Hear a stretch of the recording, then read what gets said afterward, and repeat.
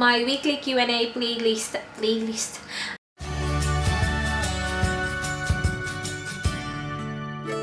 Hi guys! Happy Monday! And you know na kung Monday, meron tayong Ask Rhaze sa Monday. You know the drill. If you want your questions to be featured in my next Q&A video, please do not forget to leave your comment with the hashtag AskRhaze below. And also, again, I'm not gonna answer every single question kasi may mga questions na na-answer ko na sa previous Q&A ko. And I just wanna thank some of you guys na nagre-respond sa ibang comment. Like sa ibang Ask Rhaze comment, nagre-respond kayo na she already answered this, she said this and that. So thank you so much. I appreciate you guys. As in, thank you. Kasi yung iba akala nila dinededma ko yung comment nila. Hindi ko siya dinededma. It's just that I have answered those questions before. So, I will leave the link of my weekly Q&A playlist below. Okay? From Maybelline Platon, if gagawa ka ng storytime video mo about kay Mr. Bear, pwede mo ba siyang isama na magkwento since you mentioned na sa Australia mo gagawin? Do you think papayag siya? No, hindi siya papayag. I asked him when I read this question and ayaw niya. So, no. Sabi niya kasi it's my channel daw. Pero I know hindi yun rason niya talaga. Ayaw niya lang talaga and I get it. So, yeah. Ako na muna. Pasensya na kung wala siya. Ako lang. Sana okay lang sa inyo. From Maria Eunice, meron siyang, wow, 4 questions. Mag-film po ba kayo and everyday upload pa rin po ba kahit na nasa Australia ka na? I'm pretty sure I will still film videos but I'm not sure if it's gonna be everyday. Maybe I'll go back to my previous schedule which is once every 2 days. Pero I will still upload regularly. I'm just not sure if it's gonna be everyday like what I do now. As long as meron pa akong magagawang video, I will do it. First few weeks, I will be doing a lot of haul videos kasi I did a lot of online shopping and pinadala ko na lahat doon sa Australia, lahat ng in-order ko. So, I'm gonna do a lot of clothing shopping hauls for you guys. Pero yeah, if meron akong video na i-film, I will film and I will do my best to still upload like as often as I can. Number 2, how did Mr. Bear act when he knew that you are a YouTuber? This is gonna be a huge part sa storytime video ko about us, so I'm not gonna answer this one yet. Number 3, do you have a rivalry with your sister? Like other sisters, let's say, na kagaya sa Jenner sisters, Kendall and Kylie Jenner. Not really anymore. When we were younger, which was normal, I believe, pero ngayon, we're matured and like, wala nang rivalry ngayon. I know she's way prettier than me, I know she's smarter than me, but I think I'm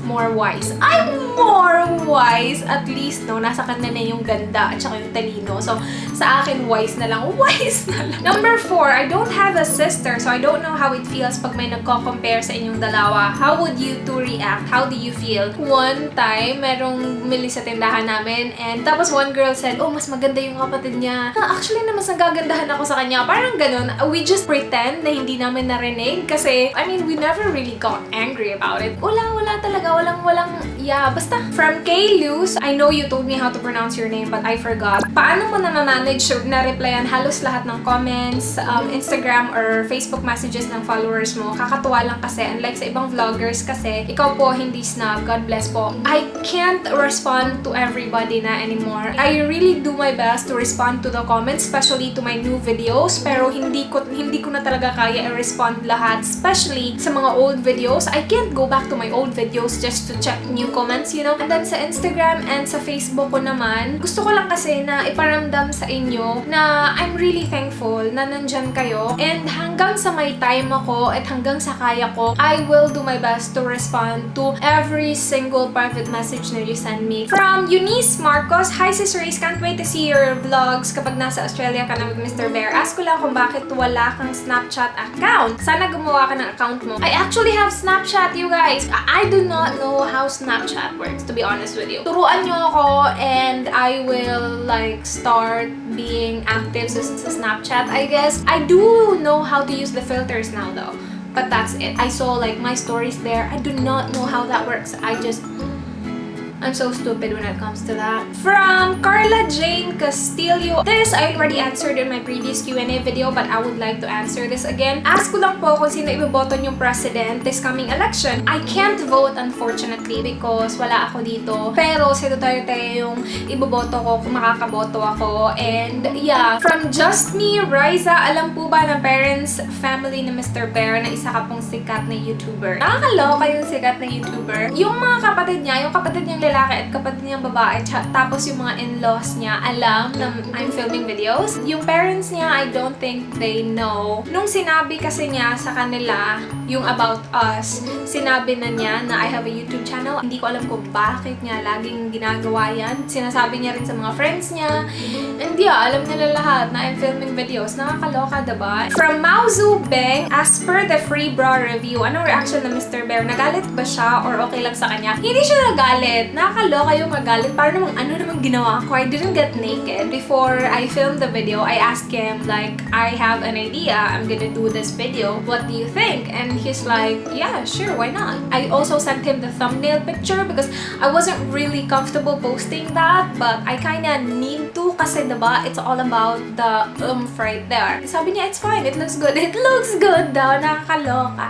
Tapos, nung pinanood na niya, after niya pinanood, sabi niya, parang wala lang din daw naman. Sabi niya, it was fine. And I don't think that one is like super scandalous naman. Okay lang naman yung video na yun, diba? From Gray Play MCM, nag-fangirl po ba kayo noon? Like boy bands po, parang 1D. Never akong nag-fangirl, you guys. I am a big fan of Daniel Padilla and Catherine Bernardo. Pero you know, if pupunta sila ng Cebu, I wouldn't like go there just to see them. I mean, yeah, I'm a big fan, but just yun lang. I'm a big fan. From Isabel Cruz, hi Ate Rhaze, when did you have your first boyfriend? I think I was 18 if I remember it right, or 17. Second year college ako. Maraming nagtatanong kung saan ako sa Australia pupunta, and I'm going to Adelaide, you guys. So yeah, South Australia siya. Doon kasi nakatira sa Mr. Bear, so doon ako pupunta. From Super Alesnessy, she has 4 questions for me. Number 1, what if may isang YouTuber na ginagaya ka, like the way you talk and the exact style of your videos? What would you do? Sa YouTube, you guys, it's so hard to be original anymore. I mean, I'm just being honest here. Like review videos, haul videos, who came up with it, who knows? But it's definitely not me. So halos lahat ng mga video ideas, ginaya ko lang sa iba. Though I'm like putting my own style to it, I think it's impossible for someone to gaya someone like exactly gaya talaga. I mean, it's so impossible. Someone commented on one of my video before na ginagaya ko raw yung isang international YouTuber. Like, seriously? Magsasalita talaga ako dito araw-araw na gagayahin yung ibang tao? Like, that is so hard to do. I mean, yung expressions, nagagaya ko yung mga expressions, like yung paulit-ulit na salita ko, that's not my original expression. Nagaya ko yan kay Alex Gonzaga because I watch PBB all the time. I'm a big fan. Pero kung meron mang gumaya ng style ng videos ko, that's fine. As long as hindi mo gayahin yung Simply Rhaze na intro ko. You know what I mean? Pero yung maisasuggest ko lang, you do you. Mas mamahalin ka ng mga viewers mo kung ikaw talaga yan. Number 2, have you tried na bumili sa isang shop na scammer pala without you knowing? I haven't. Number 3, pinupush ka ba ng family mo to get married? No. Number 4, what's your favorite hugot line? Wala akong favorite na mga hugot line eh. Marvy419, my goodness, she has 3 long questions for me. Number 1, I'm Cebuana and while vlogging sa house mo with your siblings around and you're speaking Tagalog and English, hindi ka ba nila aasarin? Na parang Tagalog-Tagalog ka dyan?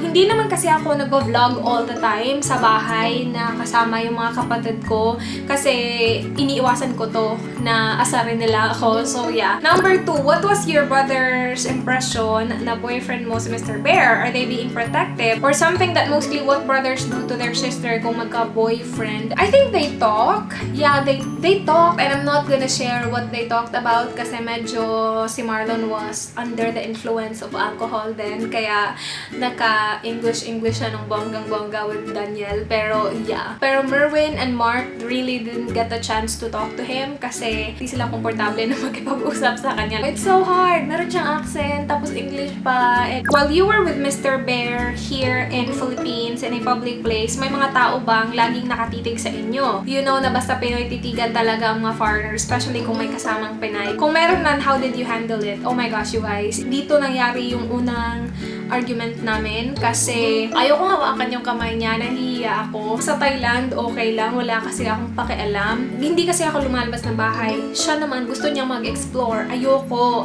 talaga. Pero dahil nandito siya, kinailangan kong gawin. Lumabas ako ng bahay, pumunta kami sa bakery and Ayoko. Hindi sa kinakahiya ko siya, not at all. I just don't want people to judge agad-agad kasi hindi lahat ng tao na nandito kilala ko. Kasi yung mga tao kasi sa Pilipinas, kapag meron kang boyfriend foreigner, na parang ang landi-landi mo na. Yan yung laging iniisip nila. Hindi ba pwedeng ayoko lang talaga sa mga manlulokong Pinoy? Kapag merong tumitingin sa akin, sa amin, yun talaga naiisip ko na, oh my gosh, this girl thinks I'm a landi. So yeah, hindi ko hinahawakan yung kamay niya.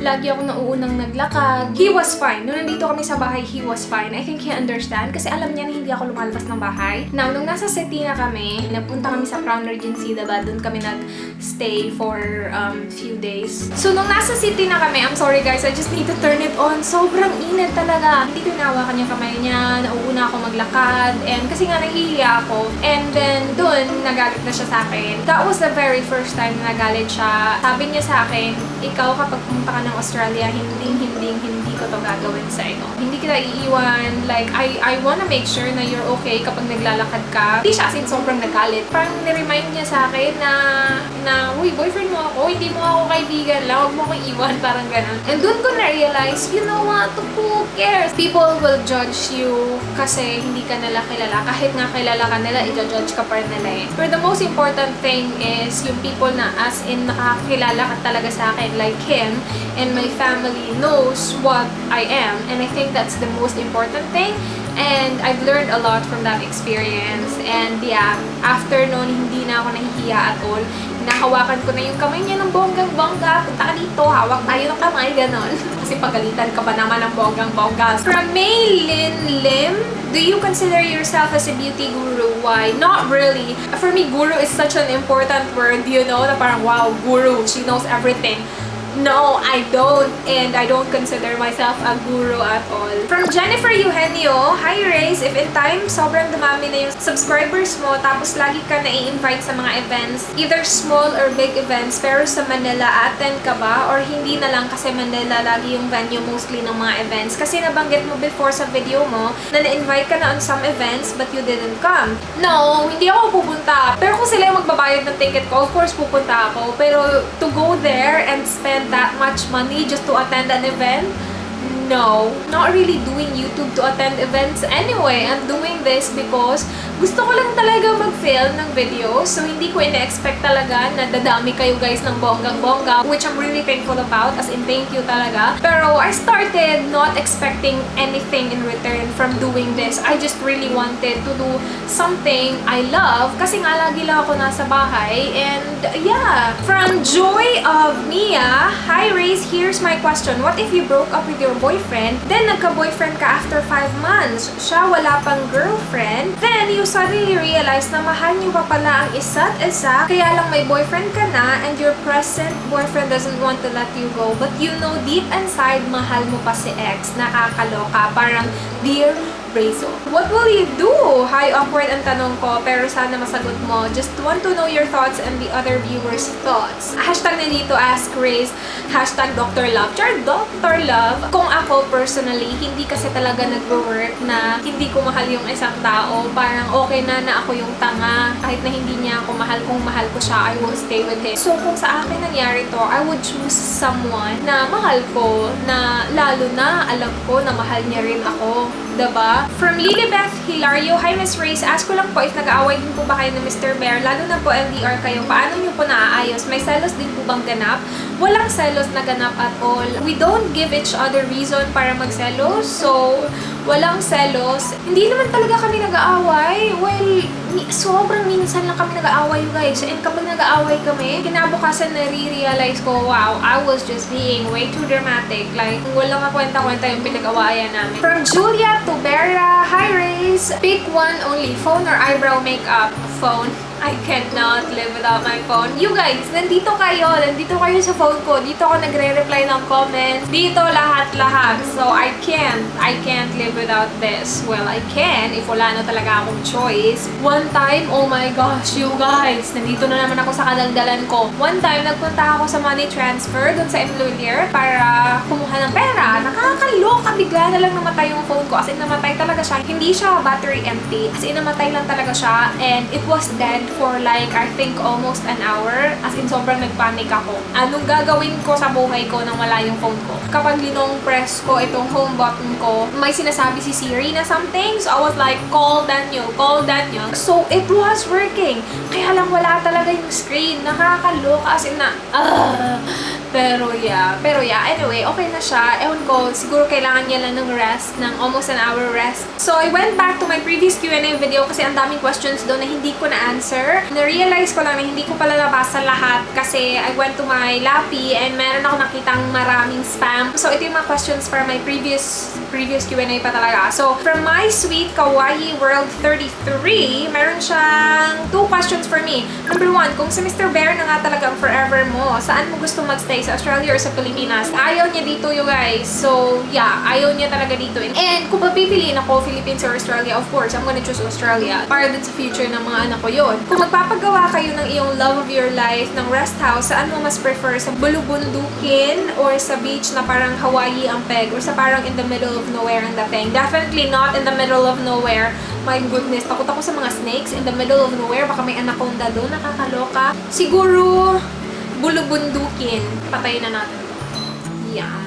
From Gelu or Gelu Gray, Kaloka, Australia naman ngayon. What are your tips for people who wants to go abroad? Tips to get the visa, booking fees, and etc. Kung gusto niyo lang mag-travel, I suggest na magsimula kayo sa mga countries na hindi pa kailangan ng visa because getting a visa can be overwhelming. Hindi ka pupunta sa Australia because you're visiting someone because I'm pretty sure merong malaking chance na ma-approve yung visa nyo kapag ganun. Pero kung gusto niyo lang mag-travel, I suggest na magsimula kayo sa mga countries na hindi pa kailangan ng visa. Like, for Filipinos, yung Singapore, yung mga malapit lang dito na hindi kailangan ng visa, like Singapore, Malaysia, Indonesia, Thailand, Hong Kong, para meron kang at least a little experience on how like going to a different country feels like. Booking fees, if sa akin, in my case, kung countries siya na hindi kailangan ng visa, nagbubook ako in advance. Like sa trip namin ni Mr. Bear sa Thailand, I think we booked our ticket like 6 months in advance. So sobrang tagal. Kasi I'm pretty sure na makakapunta ako doon kasi hindi ko kailangan ng visa. But with Australia, I made sure na na-approve yung visa ko before ako nag-book ng ticket ko. Kasi I just don't wanna risk my 20,000 ata yung ticket ko, nakakaloka, ang mahal. I don't wanna waste my money, diba? Kapag na-deny ako, wala na. Goodbye, 20k na ako. Nakakaloka naman yun. From Zoe, pag ba nag-apply ng visa na yan, example, yung pag-apply mo visa sa Australia, magkano kaya nagagastos and all? I mean, magastos ba? Pag kunwari mag-vacation ako sa isang country, I have passport na kasi. Sorry ha, naguguluhan talaga ako and I don't have any idea talaga sa mga out of the country na ganyan. Magastos talaga, you guys. Ticket pa lang, kahit na malapit lang siya, ticket pa lang, mahal na. So, expect talaga na magastos talaga kapag nag-travel ka. Yung nabayaran ko sa visa ko sa Australia, I think 5,400, 4,500. Nakalimutan ko na eh. Basta, yung sa mga ticket naman, depende na kung saan ka pupunta. Tapos, kailangan mo pa ng return ticket. So, mahal talaga siya. Anyway, that was the last question for now, you guys. Ang dami, ang haba-haba na ng mga Q&A videos ko, nakakaloka. But, yeah, that's basically it for this video. I hope you guys enjoyed. Please do like if you did. Please subscribe if you're not yet already. I hope to see you on my next one. Do not forget, be good. Bye!